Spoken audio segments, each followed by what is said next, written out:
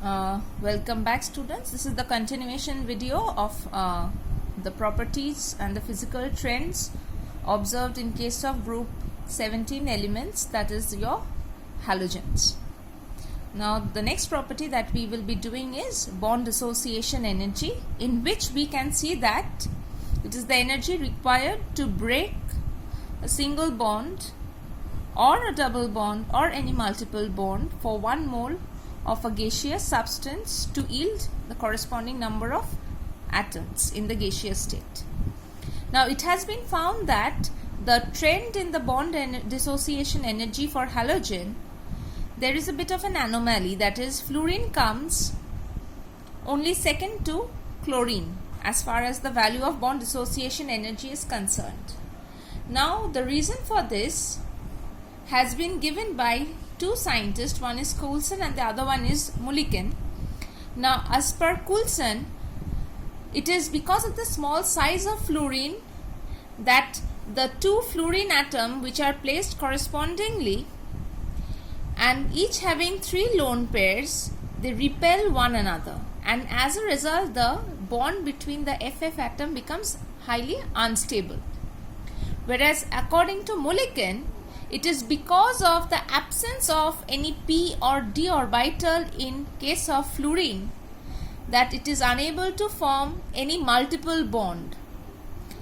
Therefore, the bond dissociation energy in case of fluorine is much less compared to chlorine, bromine and iodine, in which both p and d orbitals are present.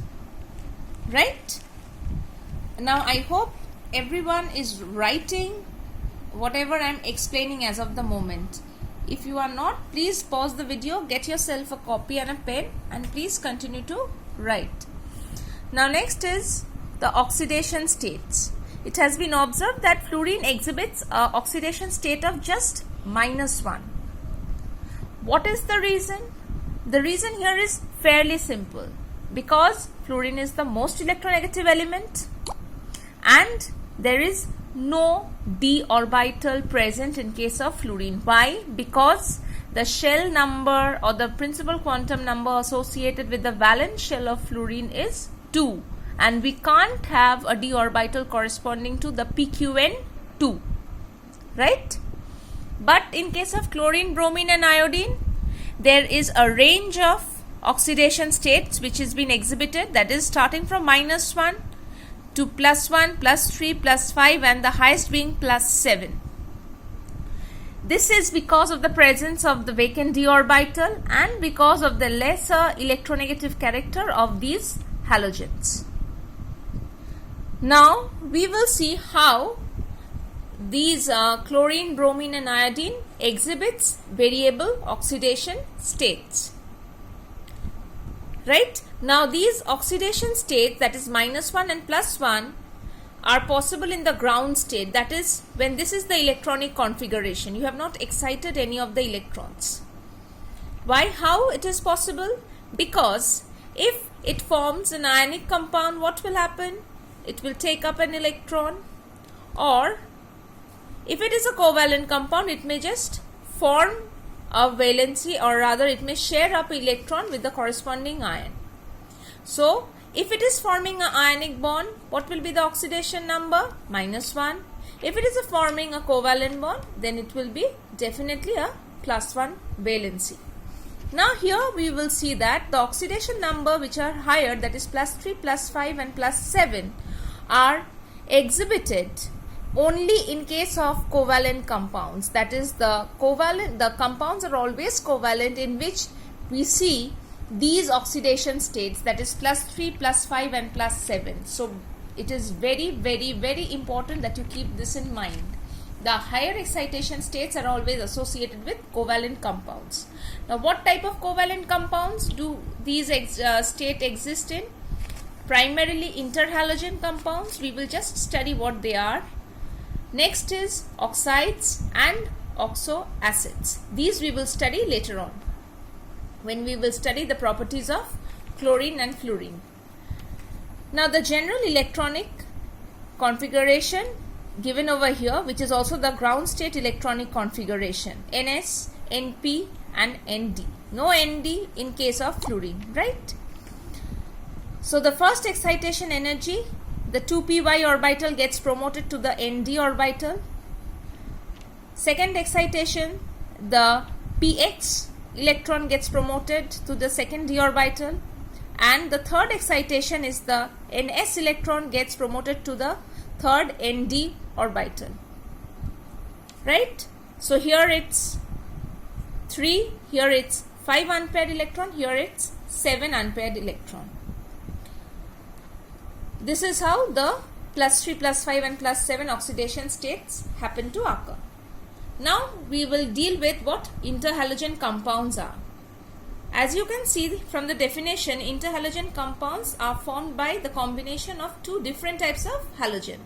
Suppose to say a chlorine combining with a fluorine, ClF, chlorofluoride, that is an interhalogen compound, or say bromofluoride, or say iodine heptafluoride, IF7.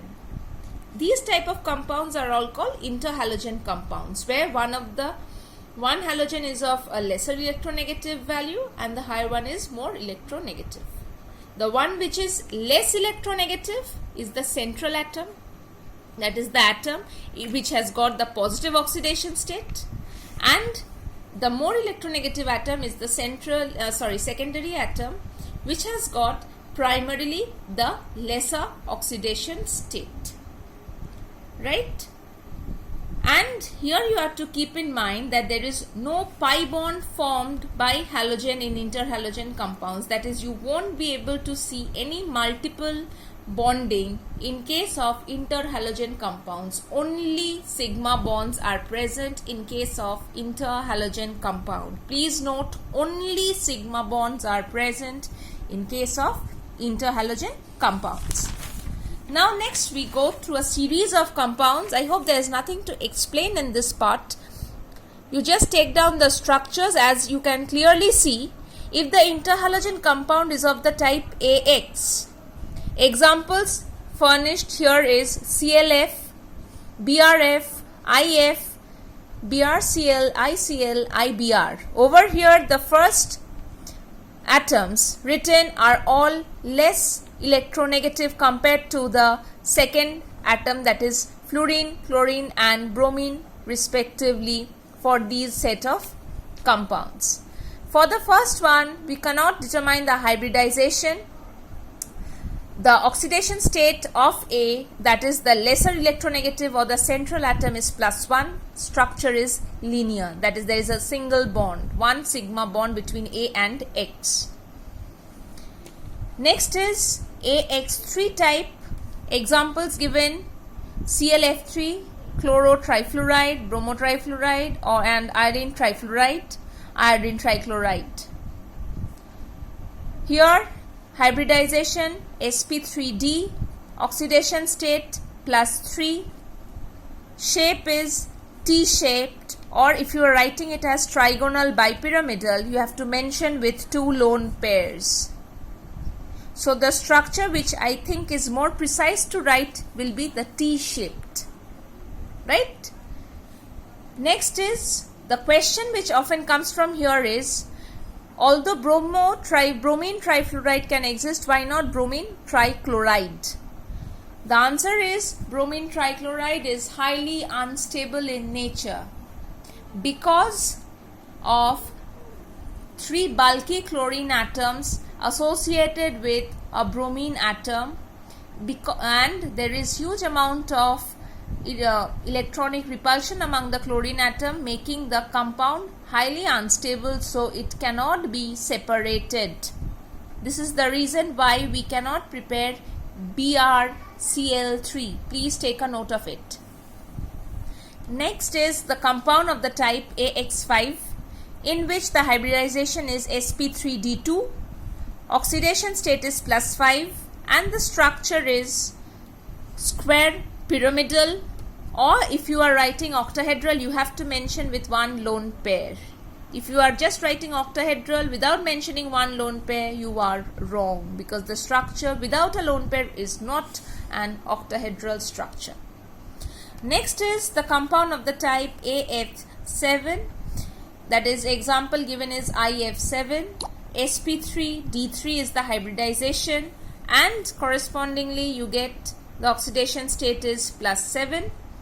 Pentagonal bipyramidal, there is no provision of any lone pair.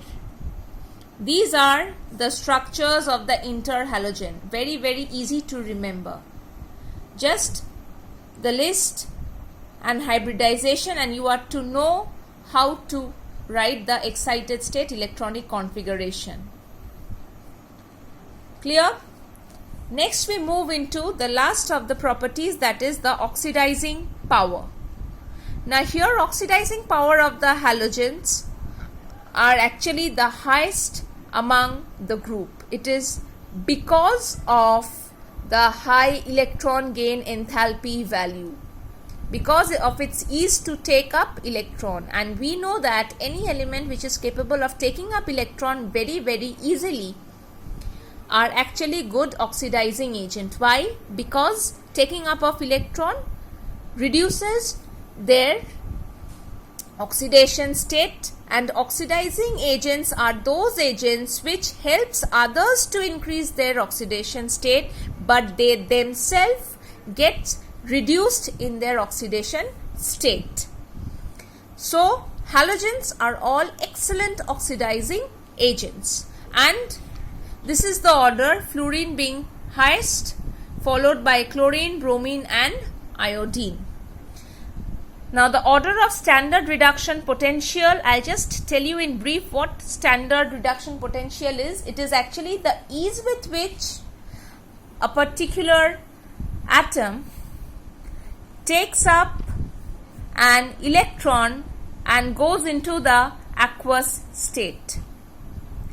That is what the standard reduction potential is. It is the tendency of a substance to undergo reduction. We will do this in details when we do electrochemistry. You need not worry about that. As of now, you just know this much. Order of standard reduction potential, this is the order. Fluorine has got the highest positive value of standard reduction potential, whereas iodine has got positive value but which is much less than that of fluorine. Right? So standard reduction potential is directly proportional to the oxidizing capacity. Higher the SRP value, more is the oxidizing property. So oxidizing ability of halogen depends on the energy change of the process, that is from the solid state when it is going to the ionic state in the aqueous solution. How to measure this entire set of energy? I hope everyone remembers what we called as Born-Haber cycle, or if you remember Hess's law. Either of them can be applicable in this case. When we are converting a solid into the aqueous state, it is not directly possible. It's not by sheer magic that we can do it. There are a number of steps associated with this transition. First step involves half of the molecule of the element, that is half of X2, which is in the solid state, to get converted into the corresponding liquid state, and the entire heat required for the process is given by delta H fusion, or the enthalpy of fusion. What is fusion? Transformation from solid to liquid, or melting. Next process, when the liquid gets transformed into the corresponding gaseous state. Here you keep in mind just gaseous state. The molecule is still a molecule. So since liquid to gas, it's enthalpy of vaporization. Next, from the gaseous state to the atomic state, which is done by dissociation of the XX bond, that is delta H, or enthalpy of dissociation. Next process, after the gas is formed, it is taking up an electron going to the corresponding gaseous state.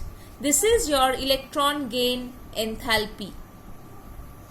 This electron gain enthalpy and standard reduction potential, there is a bit of a difference. Standard reduction potential is this process, whereas electron gain enthalpy is just this single process. Next, the final step, that is the ionic gaseous atom or ion in the gaseous state gets converted into the ion in the aqueous state, that is by the process of hydration when you are adding water. So this process is having heat of the amount enthalpy of hydration. Here you keep in mind, since these processes, these first three processes, they involve over here, these three processes over here, that is fusion, vaporization and dissociation. All these, it's by mistake it should be exothermic in nature, whereas this will become endothermic in nature. This is exothermic in nature and this is endothermic in nature, right? Why? Because it's associated with liberation of energy, right? These processes. Now here delta E is equal to delta H fusion plus delta H vaporization plus all these values. Whatever values you get, you directly add to them and correspondingly you get the SRP value. Now here the question that often comes is, why is fluorine such a good oxidizing agent? The reason over here is because of its low enthalpy of dissociation, that is because of lower value of bond dissociation energy, and second is high enthalpy of hydration due to its small size. Now what is hydration? Suppose to say you have taken into consideration fluorine atom which is quite small, right? So what will happen is, lot of water molecule will try to approach this fluorine, and as a result it will be actually surrounded by a sphere of water molecule, and huge amount of force will be required by any other electropositive atom to reach towards the F minus atom, overcoming the water molecular layer. So this is your enthalpy of hydration. This is still the physical properties. In the next class we will be dealing with the properties of fluorine and chlorine individually. Thank you.